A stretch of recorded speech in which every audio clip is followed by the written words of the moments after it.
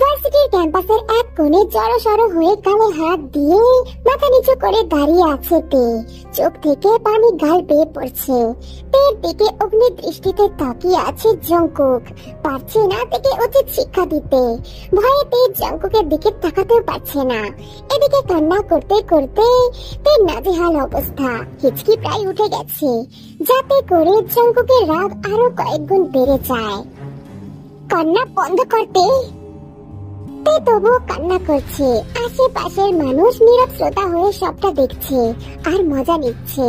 তে কান্না বন্ধ করছে না। এটা দেখে জংকুক চিৎকার করে বলে, I said stop the crying তে। জংকুকের চিৎকারিতে ভয়ে কেঁপে ওঠে। তখনই পাশ থেকে জংকুকের গার্লফ্রেন্ড আয়ু এসে জংকুকের বাহু জড়িয়ে ধরে। ওফো বেবি, তুমি প্লিজ এভাবে চেঁচিও না তো, একটু শান্ত হও এবার। আয়ুর কথা শুনে তে একবার চোখ তুলে আয়ুর দিকে তাকায়। তার মুখের দিকে তাকাতে সে বুঝে যায় আয়ু তার কি হয়। জংকুকের পাশে দাঁড়ানো মেয়েটা দেখতে ভীষণ সুন্দরী। ফর্সা গায়ের রং, পরনে ওয়েস্টার্ন ড্রেস। মেয়েটা জংকুকের গা ঘেঁষে দাঁড়িয়ে আছে আর যেভাবে জংকুককে সম্বোধন করছে তাতে তের বুঝতে বাকি নেই মেয়েটা জংকুকের কি হয়। কষ্টে তের চোখ থেকে আবারও 2 ফোঁটা পানি গড়িয়ে পড়ে। এদিকে আয়ু তেকে শকুনি দৃষ্টিতে পরখ করছে। গায়ে নরমাল একটা সালোয়ার কামিজ পরা আর সরল সোজা একটা মেয়ে। মেয়েটা কি এমন করলো যে জংকুক মেয়েটাকে এই ভরা ক্যাম্পাসের মধ্যে থাপ্পড় মারলো? বাড়ি যাতে আমি বললাম না, এখনই বাড়িতে যাবি। জংকুকের হুঙ্কারে তে আর আয়ু দুজনেই কেঁপে ওঠে। তে অভিমানী দৃষ্টিতে জংকুকের দিকে তাকায় আর তাকিয়ে একটা মুহূর্ত সেখানে দাঁড়ায় না, দৌড়ে ভার্সিটি থেকে বেরিয়ে পড়ে। তে ধীর পায়ে বাড়িতে ঢোকে। সোফায় বসে আছে মিসেস সানা, বসে বসে পান চিবুচ্ছে। তেকে বাড়িতে ঢুকতে দেখে মিসেস সানা চোখ মুখ কুঁচকে বলে, কিরে কালনাগিনী, এতক্ষণে তোর আসার সময় হলো? ভার্সিটি তো 12টার সময় ছুটি হয়, এখন বাজে কয়টা? দেখটা, এখন তো আসার সময় হলো। কোন নগরের সাথে ঘুরছিলি শুনি? তে দাদির এমন গা জ্বালানো কথা শুনে ছলছল চোখে দাদির মুখের দিকে তাকায়। কি হয়েছেটা কি, এভাবে তাকিয়ে আছিস কেন? তোর চোখের পানিতে আর যাই হোক আমি গলবো না, অপয়া অলক্ষী একটা। আহ আম্মা, আপনি থামবেন। মেয়েটা আস্তে না আস্তে আবার শুরু করে দিলেন। জিন এসে তের চোখের পানি মুছে দিয়ে বলল কথাটা। কাঁদিস না মা, যা রুমে গিয়ে ফ্রেশ হয়ে আয়, আমি খাবার বাড়ছি, ঠিক আছে? খবরদার বড় বউ, তোমাকে কতদিন বলেছি এই অপয়া মেয়েকে আমাদের সাথে বসে একসাথে খাবার খাওয়াবে না। ওর ঘরে ওর খাবার পাঠিয়ে দাও। একটু পরেই আমার ছোট নাতি বাড়ি ফিরবে। এই অপয়া মেয়েকে চোখের সামনে দেখলে আমার নাতি তখন না খেয়ে চলে যাবে। বাকিদের মতো তো তেও এবারের একজন সদস্য দাদি। ও ডাইনিং এ বসেই খাবে। এতে যদি আপনার ছোট নাতি না খায় তাহলে সেটা তার ব্যাপার। এতে তো তের কোনো দোষ আমি দেখতে পাচ্ছি না। মুখে মুখে একদম চাপা করবে না বড় নাতবু। তোমার শাশুড়ি আজ পর্যন্ত আমার মুখের উপর কথা বলেনি, আর তুমি কি না দুদিনের মেয়ে হয়ে আমার সাথে তর্ক করছো? মা আজ পর্যন্ত আপনার মুখের উপর কিছু বলতে পারেনি, সেটা মায়ের ব্যর্থতা। কিন্তু আমি অন্যায় দেখে চুপ করে থাকতে পারবো না। দাদি সাহেবা, যেদিন থেকে এই বাড়িতে বিয়ে করে এসেছি সেদিন থেকেই দেখছি আপনারা বিনা অপরাধে নানান রকম ভাবে থেকে কিভাবে মানসিক ভাবে নির্যাতন করছেন। ভাবি প্লিজ কিছু বলো না। আর কততে আর কত সহ্য করবি? এবার অন্তত নিজের ভালোটা বুঝতে শেখ। যার জন্ম থেকেই কপাল মন্দ তারা তো আর ভালো বুঝে কি লাভ ভাবি? কথাটা বলেইতে দৌড়ে নিজের রুমে চলে যায় আর দরজা বন্ধ করে দেয়। আম্মা, মেয়েটা দেখবেন আজও কিছু খাবে না, মাত্র ভার্সিটি থেকে এসেছিল। এখনই আপনার এসব বলার কি খুব দরকার ছিল? সে খেলে খাবে, না খেলে না খাবে, তাকে নিয়ে এত ভাবার কি আছে? হ্যাঁ, যাও নিজের কাজ করো। সানার কথা শুনে জিমিন কটমটিয়ে বলে, শুনে রাখুন দাদি, তে যদি আজ না খায় না তাহলে কিন্তু আমিও খাবো না। আর আমি না খেলে কি হবে জানেন তো? বলে জিমিনও সেখান থেকে চলে যায়। জঙ্কুক বেবি, এবার অন্তত একটু শান্ত হও। আর মেয়েটা কে ছিল, কি করেছে যে তুমি তাকে? পাশ থেকে ইউনহো বলে ওঠে, মেয়েটা কিন্তু হেব্বি সুন্দর দেখতে রে জঙ্কুক। কি হয় রে তোর? ইউনহোর কথা শুনে জঙ্কুক অগ্নি দৃষ্টিতে ইউনহোর দিকে তাকায়। আরে আরে ভাই, রাগ করছিস কেন? মেয়েটা সুন্দরী, সেটাই বললাম। ইউনহো থাম তুই। বেবি, তুমি আগে এটা বলো তো, মেয়েটা কি হয় তোমার? জঙ্কুক পকেট থেকে সিগারেট বের করে, তাতে জ্বালিয়ে মুখে নিয়ে ধোঁয়া ছাড়তে ছাড়তে বলে, আমার কাজিন। তোমার কাজিন? মেয়েটা তোমার কাজিন হয়? তাহলে তুমি তাকে এই ভরা পাবলিক প্লেসে কেন? আমি কারণ ছাড়া কিছু করি না আয়ু, কারণ ছিল বলে। এর থেকে বেশি আর কিছু তোমাদের বলার প্রয়োজন মনে করছি না। অনেক দেরি হয়ে গেছে, আমাকে যেতে হবে। কথাটি বলেই জঙ্কুক নিজের বাইকে করে ভার্সিটি থেকে বেরিয়ে যায়।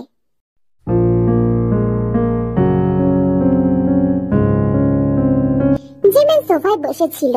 জিমিনকে খাবার খাওয়ার জন্য অনেক জোরাজোরি করছে জিন, কিন্তু জিমিন বলেছে তে না খেলে সে নিজেও খাবে না।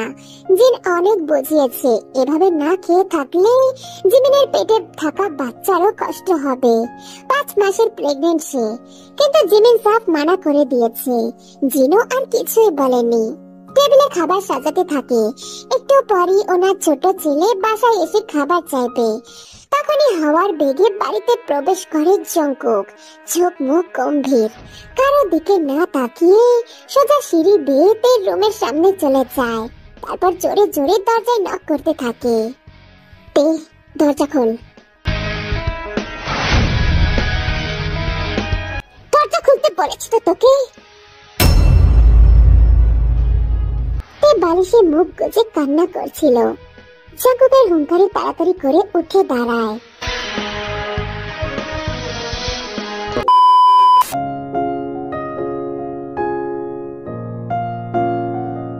সুধা কুঞ্জ এক শান্তির নীড়। শহরের কোলাহল থেকে একটু দূরে সবুজে মোড়ানো এক বিশাল অট্টালিকা, যার নাম সুধা কুঞ্জ। কিন্তু নামের মতো এই বাড়ি সুধার মতো মধুর বা প্রশান্তির নয়। এই বাড়ির প্রতিটি দেওয়াল যেন ফিসফিস করে বলে যায় না বলা হাজারো কষ্টের গল্প। তে প্রতিদিন এই বাড়ির অভ্যন্তরে নিঃশব্দে সহ্য করে চলেছে এক অদৃশ্য কষ্ট। দাদির কটূক্তি, মানসিক আঘাত আর অসম্পূর্ণ ভালোবাসার শূন্যতা। এই অট্টালিকার ঘুমট পরিবেশ তার নিঃশ্বাস রুদ্ধ করে, তার স্বাধীনতাকে প্রতিনিয়ত ভেঙে ধ্বংস করে দেয়।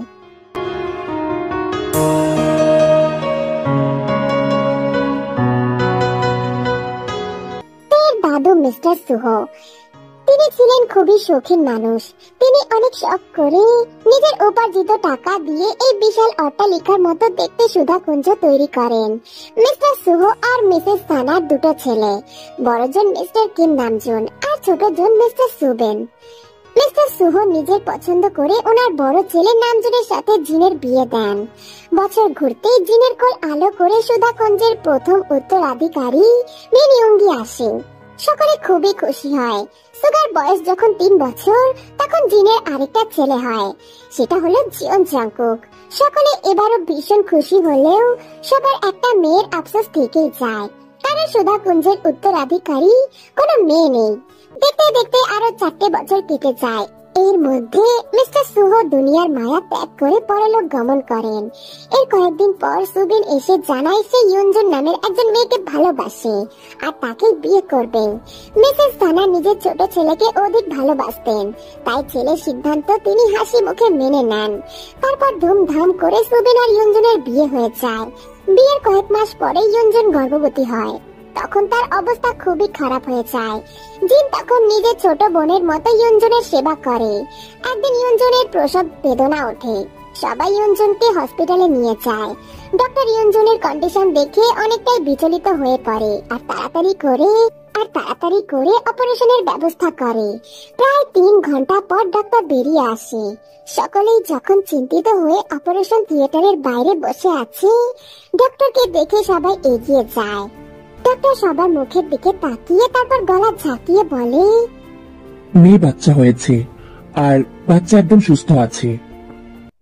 কথা শুনে সকলের মুখেই হাসি ফুটে ওঠে। সবথেকে বেশি খুশি হয় জিন। ওনার একটা মেয়ের শখ ছিল, কিন্তু ওপরওয়ালা ওনাকে দুটো ছেলের মা বানিয়ে দিল। তাই একটা মেয়ের আফসোস ওনার রয়ে গিয়েছিল।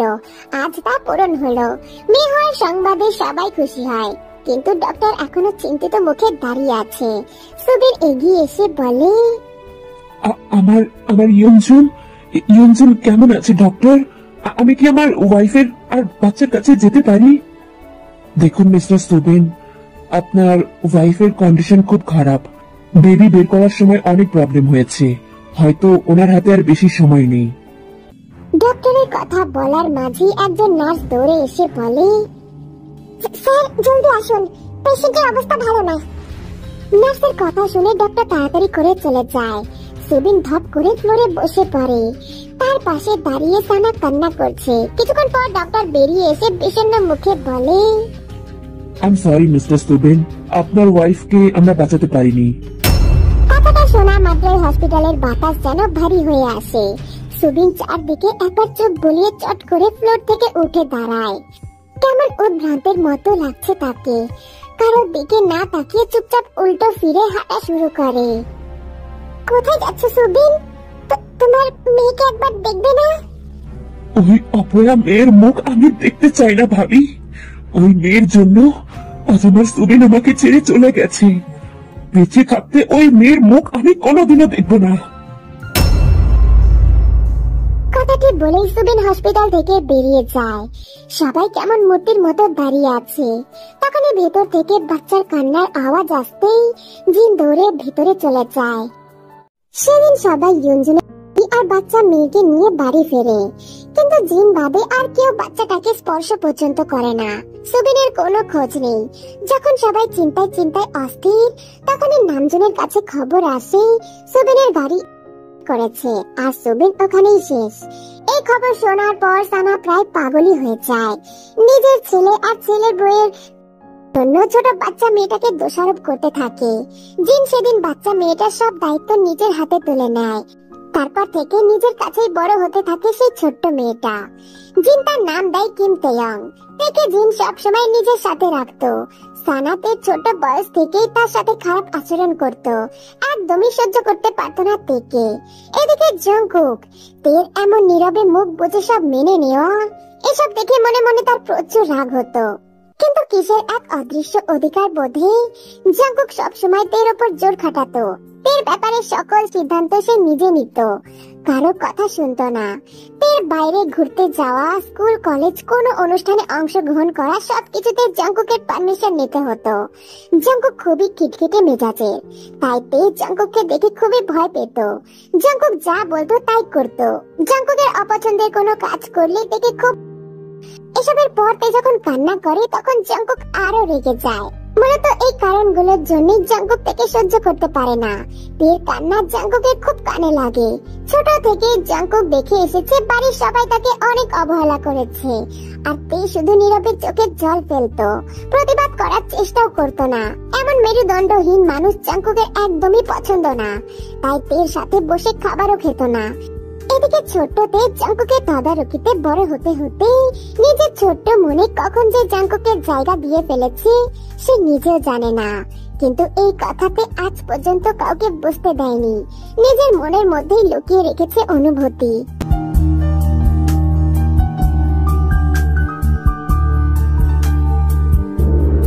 দুপুর গড়িয়ে বিকেল হয়ে গেছে। তে জানলার সামনে দাঁড়িয়ে এক নাগারে কেঁদে চলেছে।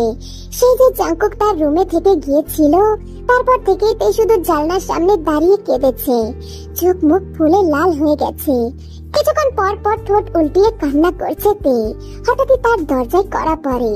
তে আল গোছে চোখ মুখ মুছে পিছু তাকাতেই দেখে জিমিন তার ফোলা পেট নিয়ে দাঁড়িয়ে আছে।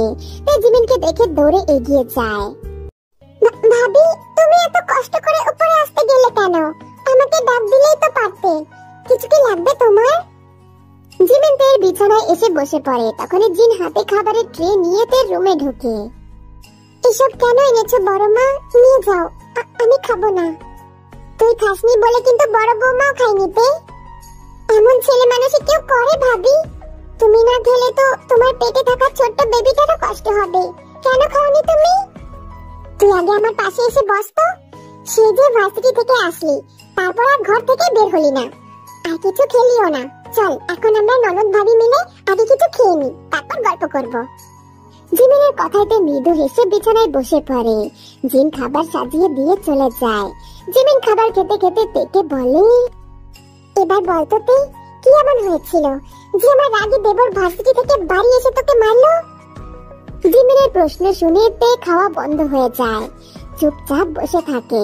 চোখে আবারও জল ভর্তি হয়েছে, যে কোনো সময় চোখ থেকে গাল বেয়ে পড়বে। জিমিন তের বাহু ধরে ঝাঁকিয়ে বলে, কি হলো কি বল? থাক না ভাবি, এসব কথা বাদ দাও, একদম কথা ঘোরাবি না তে। বল আগে, ভার্সিটিতে আজ কি হয়েছিল?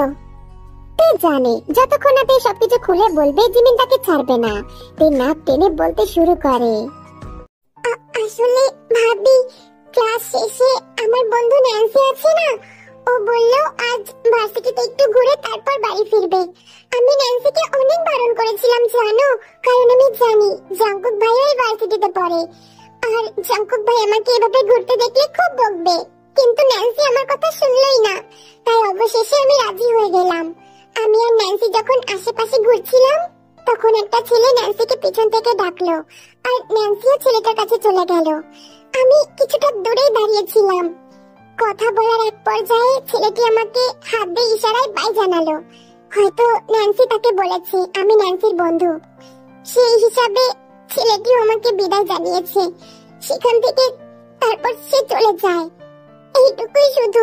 সত্যি বলছি ভাবি, আমি ওই ছেলেটার সাথে একটাও কথা বলিনি, আর না ছেলেটার কাছে গেছি। ছেলেটা যখন আমাকে বাই জানাচ্ছিল, তখন আমি হকচকিয়ে যাই। আমি কি করব বুঝতে পারছিলাম না। বুঝতে না পেরেই তো আমি শুধু মৃদু এসেছিলাম। আর কিছুক্ষণ পর কোথা থেকে জানি জাঙ্কুক ভাই এসে আমাকে ঠাস করে একটা থাপ্পড় মেরে দিল। কথাগুলো বলেই তো কেঁদে ফেলে। জিমিন তের চোখের পানি মুছিয়ে দিয়ে বলে, আমি তো এখানে তোর কোনো দোষ দেখছি না তে। তুই জাঙ্কুককে সবটা খুলে বললি না কেন? কি লাভ কাউকে ব্যাখ্যা দিয়ে? আমি ভুল, কথা শেষ। তের কথা শুনে জিমিন একটা দীর্ঘশ্বাস ফেলে। এই মেয়ে দ্বারা কিচ্ছু হবে না, কতবার বুঝিয়েছে প্রতিবাদ কর, কিন্তু এই মেয়েটা শোনেই না। মেয়েটা নিজের বাড়িতেই কেমন অপরিচিতদের মতো থাকে। জিমিন তের চোখের পানি মুছিয়ে দিয়ে তাকে ইশারা করে খাওয়ার জন্য। তেও আর কথা না বাড়িয়ে চুপচাপ খেতে থাকে। জাঙ্কুক এতক্ষণ দরজার আড়ালে দাঁড়িয়ে তে আর জিমিনের সকল কথাগুলো শুনছিল। জাঙ্কুক এসেছিল তেকে আর এক দফা বকাবকি করতে। জাঙ্কুক জানতো তে আজ খাবে না, তাই এসেছিল বকে খাবার খাওয়াতে। কিন্তু এসে যখন তার মুখ থেকে ভার্সিটির সব কথা শুনতে পেল, জাঙ্কুক তখন বুঝতে পারে সত্যি তের কোনো দোষ নেই। কিন্তু তারপরও তের ওপর জাঙ্কুকের রাগ উঠছে। তখন যদি কান্না না করে সুন্দর করে জাঙ্কুককে সব বলতো, তাহলে তো জাঙ্কুক এসব কিছুই করতো না। নিজের ঘরে গিয়ে জাঙ্কুক একটা সিগারেট জ্বালায়, তারপর ভার্সিটির কথা ভাবতে থাকে। জাঙ্কুক তের গতিবিধি নজরে রাখার জন্য তের অগোচরে একটা লোক ঠিক করে রেখেছে। তে কার সাথে মিশে ভার্সিটি শেষে কোথায় যায় সব নজর রাখে, আর জাঙ্কুককে ইনফর্ম করে। আজ যখন ওই ছেলেটা তেকে ইশারায় বাই বলে আর তে এর প্রতি উত্তরে মৃদু হাসে, তের উপর নজর রাখতে থাকা ছেলেটা সেটা দেখে দৌড়ে জাঙ্কুকের কাছে চলে যায়। কারণ জাঙ্কুক বলেছে তেকে কোনো ছেলের সাথে দেখলেই যাতে সঙ্গে সঙ্গে জাঙ্কুককে জানায়। জাঙ্কুক খবরটা শুনে নিজের মনেই তেল থেকে তাল বানিয়ে রাগে ফুসতে ফুসতে তের কাছে যায় আর তেকে চড় মারে। এসব ভেবে জাঙ্কুক একটা দীর্ঘশ্বাস ফেলে আর বলতে থাকে, তুই কি ভাবছিস তে? তোকে আমি সরি বলবো? নো, নেভার, কোনো দিনও না। জীবন জাঙ্কুক কখনো কাউকে সরি বলে না তে, আর তোকে তো কোনো দিনও বলবো না। যা করেছি একদম ঠিক করেছি। যে মেয়ে প্রতিবাদ করতে জানে না, নিজের ভালো বুঝতে পারে না, তার উচিত এমন তিলে তিলে শেষ হওয়া।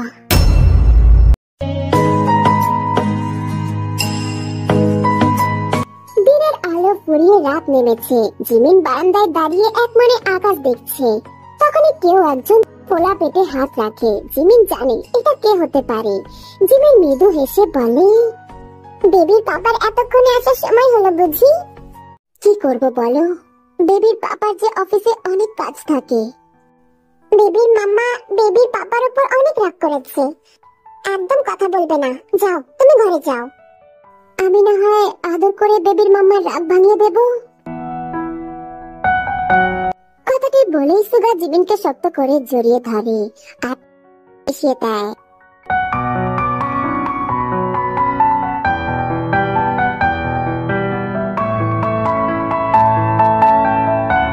আর দাঁড়িয়ে থাকতে হবে না, বিছানায় চলো, রেস্ট নেওয়া দরকার তোমার। সুগা, তোমাকে আমার কিছু বলার ছিল। হ্যাঁ বলো। মানে ওই যে তীর ব্যাপারে। তীর ব্যাপারে? প্রতিদিন তীর উপর তোমার দাদি আর ছোট ভাইয়ের অমানবিক অত্যাচার আমি আর সহ্য করতে পারছি না। একদিন দেখবি মেয়েটা ওদের জ্বালায় শেষই হয়ে যাবে। তাই আমি ভাবছিলাম। কি ভাবছিলে? মানে ভাইয়ার সাথে যদি তীর বিয়ে দেওয়া যায়। বুগম ভাইয়ার কথা বলছো তুমি? হ্যাঁ, কিন্তু জঙ্কুক কি বলবে? ওর পারমিশন চাইছে কে? বাবা মা আর তীর মতামত থাকলেই হবে। সে নয় ঠিক আছে, কিন্তু বুগম ভাইয়ার সাথে কথা বলেছো তুমি? আর তোমার বাবা মাকে বা জানিয়েছো নাকি? না, ভাইয়া তো 1.5 মাসের জন্য বিজনেসের কাজে দেশের বাইরে গেছে। সামনে তো আমার সাথ, তখন তো ভাইয়া আসবে, তখনই না হয় সব বলবো। আগে বুগম ভাইয়ার সাথে কথা বলো, তারপর না হয় তোমার বাবা মায়ের সাথে কথা বলো। বুগম ভাইয়া রাজি হলে আমি না হয় মা বাবার সাথে কথা বলবো, বাকিটা ম্যানেজ করে নেব। তোমাকে অনেক ধন্যবাদ, এই জন্যই তো তোমাকে এত ভালোবাসি বিল্লু।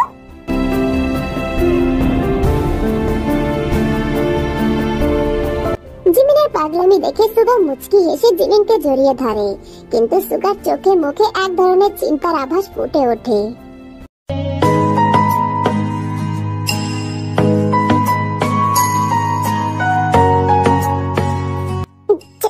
জঙ্কুক ভাই আসবো? জঙ্কুক সোফায় বসে ফোন স্ক্রল করছিল। পেট ডাক শুনে এক পলক পেট দিকে তাকায় আর চোখ সরিয়ে নেয়, তারপর গম্ভীর কণ্ঠে বলে, আয়। গুটি গুটি পায়ে জঙ্কুকের সামনে গিয়ে দাঁড়ায়। আমার পাশে বস। এমন কথা শুনে তো চমকে যায়। যে লোকটা তার সাথে এক টেবিলে বসে খাবার খায় না, সেই লোকটা থেকে তার পাশে বসতে বলছি। কি হলোটা কিতে? বসতে বলেছি তো তোকে আমি। তে চুপচাপ জঙ্কুকের পাশে বসে পড়ে। জঙ্কুক এবার চোখ তুলে তের দিকে তাকায়। তে মাথা নিচু করে ফেলে। জঙ্কুক তেকে কিছুক্ষণ গভীর চোখে পর্যবেক্ষণ করে, তারপর বলে, তোর ফোনটা দে তো। তোর ফোনটা দিতে বলেছি। তে আর কিছু বলে না, জঙ্কুকের দিকে তার ফোনটা এগিয়ে দেয়। তে ভার্সিটিতে ভর্তি হয়েছিল পরে থেকে জঙ্কুক এই ফোনটা তাকে কিনে দিয়েছিল। আমার আগে যে নাম্বারটা আছে না, সেটা ডিলিট করে দিচ্ছি আর নতুন একটা নাম্বার সেভ করে দিচ্ছি। এখন থেকে এই নাম্বারে আমাকে কল করবি, বুঝতে পেরেছিস? তোমার আগের নাম্বার কি হয়েছে জঙ্কুক ভাই? কথাটি বলেতে নিজে নিজের কাছে বোকা সেজে যায়। জঙ্কুককে তে প্রশ্ন করছি, না জানি এখন জঙ্কুক তার কি হাল করবে, কিন্তু জঙ্কুক থেকে অবাক করে দিয়ে বলে, আগের নাম্বারও আছে আর এটা নতুন নাম্বার, শুধু তোর কাছে থাকবে। কিছু দরকার হলে আমাকে এই নাম্বারে কল করবি তুই। মনে রাখিস, বেশি জরুরি কিছু হলে ফোন করবি। আজাইরা কথা বলার জন্য ফোন দিলে তোর খবর আছে কিন্তু। আচ্ছা, বুঝেছি। জঙ্কুক তের ফোনের A to Z চেক করে আর ফোনটা তের কাছে এগিয়ে দেয়। ভার্সিটি যেতে চাস? খুশিতে তের চোখ চকচক করে ওঠে। হ্যাঁ হ্যাঁ ভাইয়া, যেতে চাই। মনে রাখিস, কোনো ছেলের সঙ্গে কিন্তু কথা বলা যাবে না। ভার্সিটি যাবি, ক্লাস করবি আর বাড়ি ফিরবি, মনে থাকবে? হ্যাঁ হ্যাঁ ভাইয়া, মনে থাকবে। তের এমন হাসি মাখা কণ্ঠস্বর শুনে জঙ্কুক আড়ালে মৃদু হাসে, তারপর মুখটা আবারও আগের মতো গম্ভীর করে বলে, এখন তাহলে রুমে যা আর কাল সময় মতো তৈরি থাকিস। আমার সাথে ভার্সিটি যাবি তুই। হ্যাঁ, তোমার সাথে মানে তোমার বাইকে চড়ে? হ্যাঁ, আমার বাইকে চড়ে, আমার পাশে বসে, বুঝেছিস? বুঝেছি। গুড, এখন যা। তে মাথা নাড়িয়ে চুপচাপ ঘর থেকে বেরিয়ে যায়। জঙ্কুক তে যাওয়ার পানে তাকিয়ে বিড়বিড় করে বলে, ছোট থেকে তোকে নিজের তদারকিতে বড় করেছি তে। তোর চোখ মুখ দেখে আমি তোর মনের কথা বুঝতে পারি তে।